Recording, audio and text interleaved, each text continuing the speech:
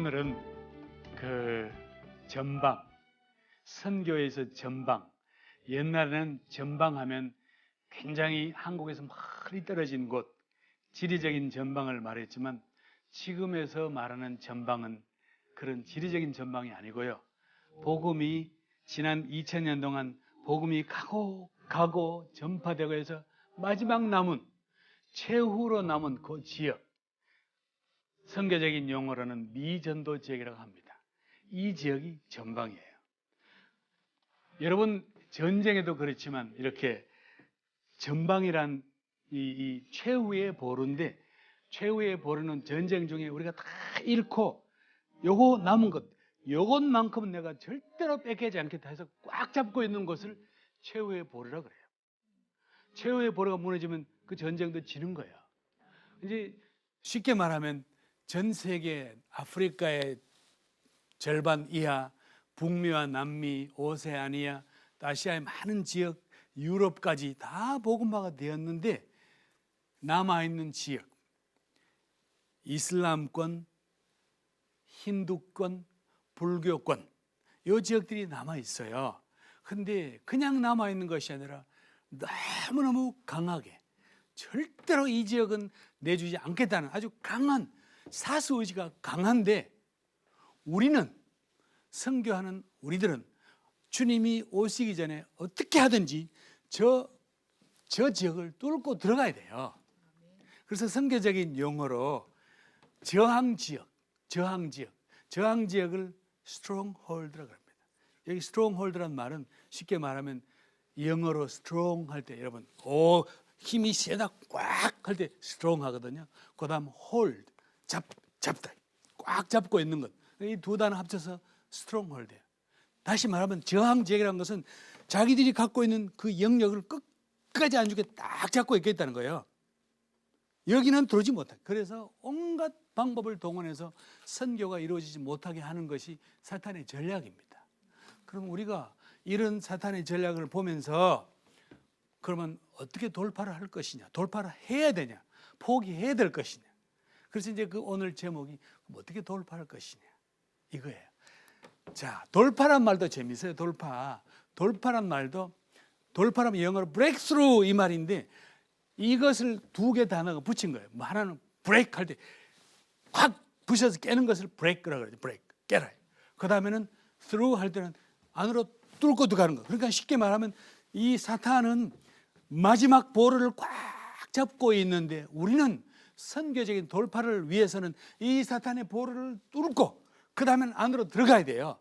돌파라 그래요. 선교적인 돌파라 그래요. 그러면 지금 남아있는 선교지, 여러분 아시는 것처럼 이슬람권도 그렇고 불교권도 그렇고 또 회교권, 힌두교권도 그렇고 어느 지역도 쉬운 곳이 없어. 그리고 이 지역들이 갖고 있는 특징들이 공통적인 특징이 있어요. 뭔가 하니 그 지역에 들어가기도 힘들지만 누군가가 복음을 들고 들어가 봐야 가장 첫 번째 직면하는 게 반대지요. 그래서 뭐 하여튼 선교사가 들어오지 못하게 모든 장치를 다 해. 참 요새 여러분 맨날 한국에서 무슨 FTA 들어보셨죠? 그게 FTA가 아시잖아요. F, free, T, trade는 무역이요. 그 다음에는 A, agreement, 쉽게 말하면 자유무역, 우리끼리 서로 자유롭게 무역하자는 거예요. 관세 물지 말고. 그게 Free Trade Agreement, FTA예요. 그러므로 FTA 하면 상방이 너도 물건을 우리에게 마음대로 팔고 우리도 우리 물건을 너에게 가서 판다. 이게 협약이에요. 근데 이게 종교는 이게 문제가 있어. 오늘 남아있는 지역들은 정반대예요. 자기들은 꽉 이렇게 막아놨어요. 절대로 들어오지 못하게 막아놓고 그 대신 자기들은 전 세계 모든 기독교권 나라에 가서 마음껏 전해. 아무도 말 안 해. 마음껏 예배하고 마음껏 예배당 자기들 사원을 세우고 해도 자유를 누리면서 우리는 들어오지마자 딱 막아놨어요. 그래서 내가 생각하기를 우리 선교계에도 FTA 대신에 RTA를 해야 되겠다. RTA. R은 Religious Trade Agreement. 트레이드 표현이 그렇긴 하지만 종교를 좀 서로 이렇게 주고받는 자유를 달라는 거예요. 근데 뭐 그게 될 말입니까? 안 되지. 우리는 이걸 갖다가 무역 불균형을 unfair trade라고 그러는데 이것도 unfair야. 불공평해. 그러나 우리는 가야 돼요. 들어가야 돼. 근데 이제 문제는 이 어려운 이 들어가다 보니까 핍박이 따라오는 거예요. 핍박이 만만한 게 아니야. 반대와 핍박, 나아가서는 죽음까지도 각오해야 될 만큼 핍박이 있어요. 그러니까 이제 현지인이 가서 복음을 증거하는 사역자도 그렇지만 사역자의 복음을 들은 현지인이 복음을 받아들이면 그게 발각이 되면 현지인이 죽든지 얻어맞든지 감옥소에 가든지 해야 되는 거예요. 그러니까 1차적으로는 복음을 받은 현지인이 복음에 반응을 했지만 그에게 다가오는 것은 반대와 핍박이에요. 그냥 막 가족으로부터 사회로부터 너무나 핍박이 많아. 그러니까 본인도 그렇고 그에게 복음을 주었던 선교사들도 안 되겠다. 너 나와야 되겠다. 도망쳐 나오라는 거예요. 그리고 또 거기 핍박을 당하는 현지인도 나 여기 더 이상 힘들어. 도망 나가야 되겠다는 거예요. 그래서 그들이 그 핍박받는 자기 공동체, 자기 본 고향에서 도망을 쳐 나와요. 나오도록 거기 있는 사람을 핍박받는 사람 도망치게 나오게 하는 그 행위를 선교에서는 빼내오기라 그래. 그 유명한 맥가브란 그 선교사님이 쓰신 용어예요. 빼내오기. 빼내오기를 하지 말아요. 빼내오면 자 우리가 저 지역에 들어가야 되는데 저 지역 완전히 이 저항 지역인데 저 지역에 한 명이 예수를 믿게 됐어요. 그럼 예수 믿으니까 핍박이 오니까 너 안 되겠다 나와라. 이러면 그 지역은 다시 들어가지 못한다는 거예요. 그러므로 핍박이 있어도 나오지 말고 거기 남아 있으라. 여러분 생각해 보세요. 기독교가 간치 초창기에 기독교 복음이 들어간 곳 치고 반대와 핍박이 없는 곳 보셨나요? 수없이 많이 죽었어. 수없이 많이 죽었어요. 그러나 반드시 복음은 들어갔어요. 그러니까 이런 나라에 핍박이 무섭다고 도망가 버리면 거기에는 돌파가 이루어지지 않는다는 거예요. 그거를 하지 마라. 선교사들이 교회도 그 선교사들이 유혹을 많이 받아요. 오, 너 안 되겠다. 나와라. 우리나라에 불러왔어. 그렇게 세이프 존, 안전지역에 데려놔요. 그러면 그 나라는 돌파가 이루어지지 않아. 아시아 이슬람권 어떤 나라에 있는 선교사님이 참 훌륭한 분이에요. 생각을 참 오래 해서 해보니까 현지인들은 이미 그 종교에 물들면 그 종교에 깊이 들어가면 도저히 빠져나올 길이 없다는 걸 알고는 이 선교사님이 무슨 작전을 썼는가니 동네하고 마을에 가서 학교 가지 못하는 아이들, 이 아이들을 초등학교 전부터 데려다가 키웠어요. 다 키워가지고 선교사 집에서 그들과 동고동락했어요. 같이 먹고 같이 자고 이렇게 같이 키웠어. 그리고는 초등학교 졸업시키고 중학교 졸업시키고 고등학교까지 졸업시키고 그리고는 그 현지인 청년을 보고 자 이제 너희들 중에 몇 명은 훈련을 따로 받아야 되겠다. 무슨 훈련? 목사가 되기 위한 그런 신학 훈련을 받아야 되겠다. 이래가지고 신학 훈련 시켰어요. 한 몇 년 동안 시켰어요. 그리고는 자 이제 너희들은 가야 한다. 너희가 태어난 동네를 가라는 거야. 그래가지고 막 기도하고 안수하고 이렇게 보냈어. 한 달도 안 됐는데 나간 10명 중에 한 명도 빠짐없이 다 들어왔어요. 왜 들어왔느냐? 갔더니 이미 자기들이 살았던 그 공동체에서는 너는 우리 사람이 아니야. 너는 이미 여기서 나가서 서양 선교사의 그 이교된 기독교 물도 먹고 우리하고는 관계가 없어. 들어오지 마. 그것도 좋아요. 그런데 그 공동체에 갔는데 동네에서 누구를 만나도 고개를 돌려. 인사를 아무도 안 해요. 인사해도 안 받아. 그 사람들이 가면 사람들이 그냥 자리를 피해. 이 청년들이 한 달간 견디다 못해서 안 되겠다 하고 나왔어요. 두 차례에 걸쳐서 이런 과정을 했지만 결국은 그들은 끝내 자기들 본 고향에 못 갔어. 그리고는 이거도 저거도 안 되는 그야말로 그냥 방랑자처럼 돼버린 거야. 사역자도 아니고 아무것도 아니고. 이게 바로 빼내오기의 하나의 모델입니다. 이렇게 빼내오는 일을 하지 말라는 거예요. 거기에 힘들고 어려워도 거기 남아 있어요. 그곳에 그냥 있으라는 거예요. 여기 내가 그걸 보세요. 나는 이전보다 더 나은 아들이 되었습니다. 나는 이전보다 더 나은 아버지가 되었습니다. 나는 이전보다 더 나은 남편입니다. 지금 그 핍박받는 가운데서 나온 말이에요. 핍박받는 신자가 나의 가족은 나를 미워해도 나는 사랑할 것입니다. 여러분은 나를 배척할 수 있으나 나는 그래도 여러분을 사랑할 것입니다. 여러분은 내가 평생 살아온 내 집에서 쫓아낼 수 있으나 나는 우리 집 문간에서라도 살 것입니다. 나는 누가 뭐래도 여러분 공동체의 일원입니다. 이거를 하라는 거예요. 도망 나와버리면 그 동네는 다시는 들어가지 못한다는 거예요. 그러면서 이제 선교사들이 오랜 연구와 경험을 통해서 그러면 어떻게 들어갈 것이냐. 그래서 나온 것이 상황화하는 방법. 상황화란 여러분 아시죠? 선교적 상황화. 상황화란 말은 쉽게 말하면 전도 지역, 그 지역 대상, 공동체, 그 지역 사람들이 문화적으로, 사회적으로 어느 정도 이해되고 수용될 수 있는 방법을 가지고 선교하자는 거예요. 이 방법을 상황화라고 해요. 이 상황화 과정을 만들어 가지고 상황화 1단계, 뭐 2단계 쫙 나오는데 1단계, 2단계 이런 것들은 별 의미가 없어요. 쉽게 말하면 1단계란 말은 북경에 있는 한인 교회가 1단계 교회예요.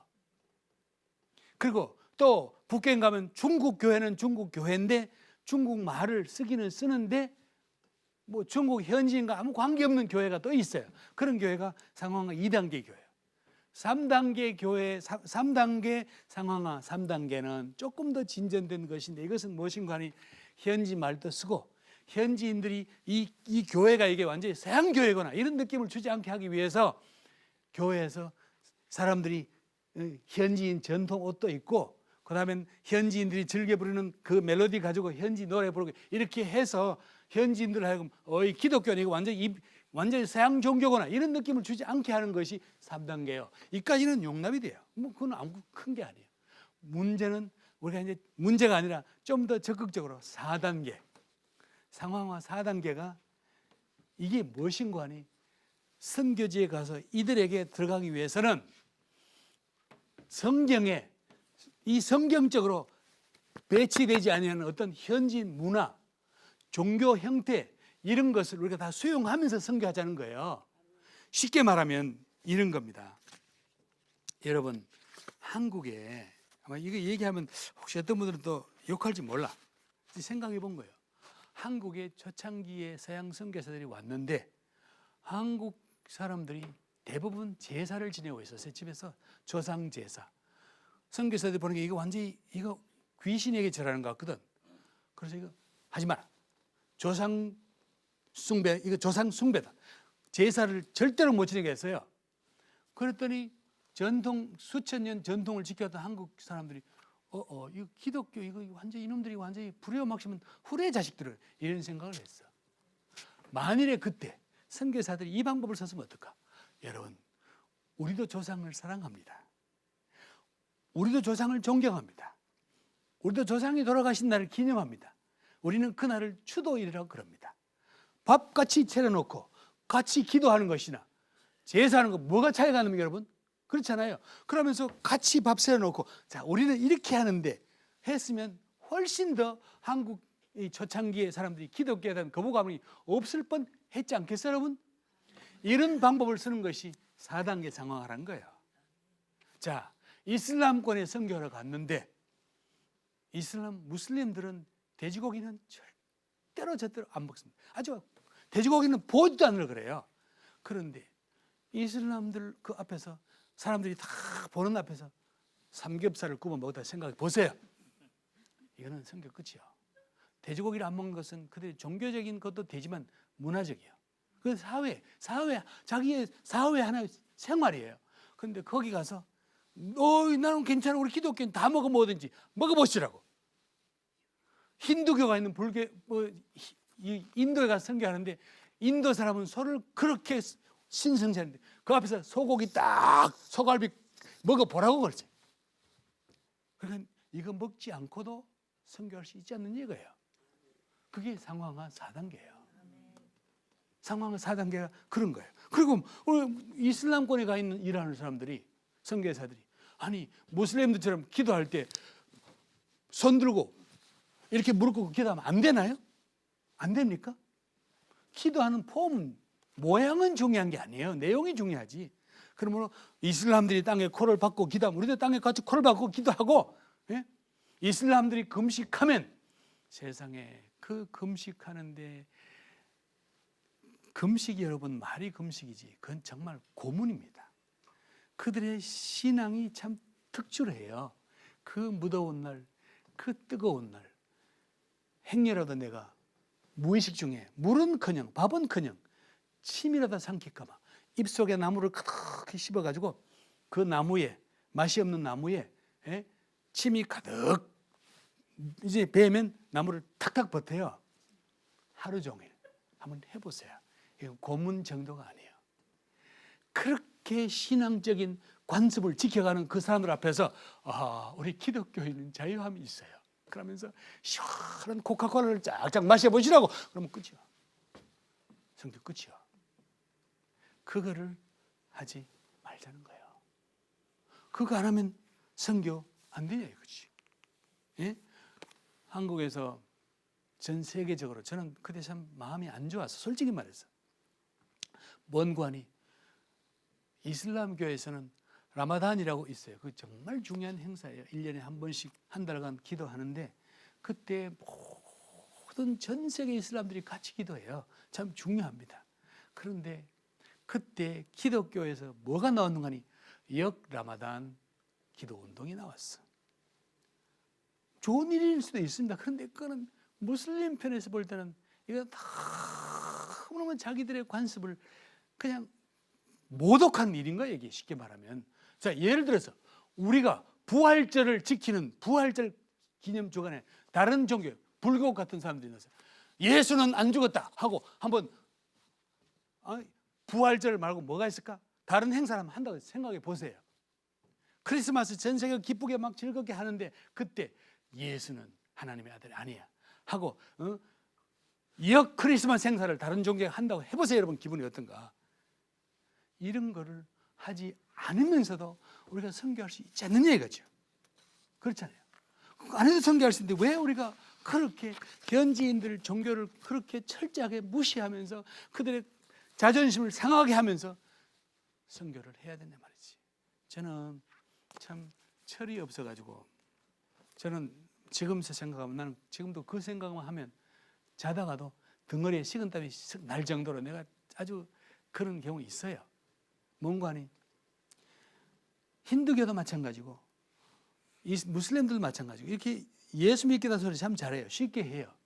그러면 선교사들이 쟤들이 정말 저거 예수 믿는지 잘 모르겠는 거예요. 예를 들어서 힌두교에 일하는 인도에서 일하는 선교사님이 힌두교 출신 현지인이 나 예수 믿습니다. 그런데 가만 보니까 이게 뭐 예수 믿는 같기도 아닌 것 같기도 하니까 선교사님이 시험을 했다고 칩시다.